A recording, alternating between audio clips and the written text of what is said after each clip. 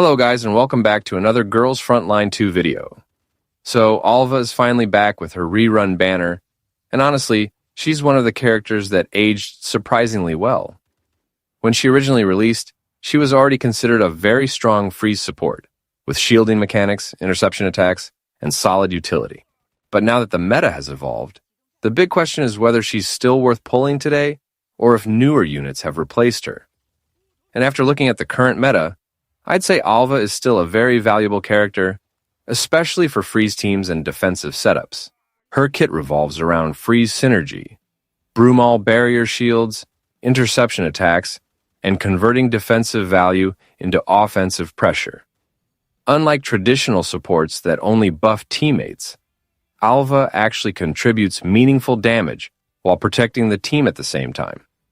That balance between survivability and offense is what still makes her stand out. One of the strongest parts of her kit is covering mode, where she launches interception attacks whenever enemies within her range perform actions. This gives her consistent extra damage while helping freeze teams maintain pressure. She also boosts freeze damage, applies debuffs like hypothermia and frostbite, and increases overall team stability. That's really where Alva shines. She's not just about raw DPS, she makes teams safer and more consistent, which becomes very important in harder endgame content. Now, is she still a must-pull in today's meta? Honestly, not really. The game has introduced stronger offensive supports and hyper carries since her release. However, Alva is still one of the best dedicated freeze supports available. And if your account already has freeze synergy characters, her value goes up a lot. If you actively play freeze teams, she's absolutely worth considering. But if your account still lacks universal supports or top-tier DPS units, she becomes more of a luxury pull instead of a priority. Now let's talk about her signature weapon.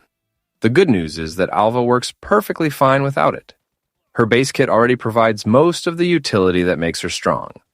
However, the weapon still has solid value because Alva scales well with support uptime, freeze amplification, and overall consistency.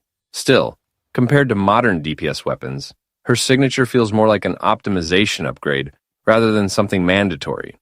Unless you're heavily invested into freeze teams, I'd personally prioritize roster depth over chasing the weapon.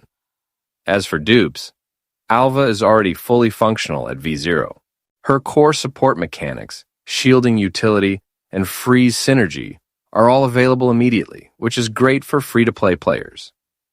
V1 is probably the best stopping point for most players if it improves consistency or confectance generation, since those upgrades usually make supports feel much smoother to play. Anything beyond that is mostly for dedicated freeze players or whales looking to maximize her overall ceiling. Unlike some newer characters, Alva doesn't feel dependent on high dupes to stay useful. Overall, Alva aged extremely well. She may not be the flashiest support in the game anymore, but she still provides excellent utility, survivability, and freeze synergy that can comfortably carry difficult content. If you already have freeze-focused units, she's still absolutely worth pulling on her rerun. But if your account is missing newer universal meta characters, you may want to save, depending on your priorities. I hope you find this video helpful. Thank you for watching, and I'll see you in the next one.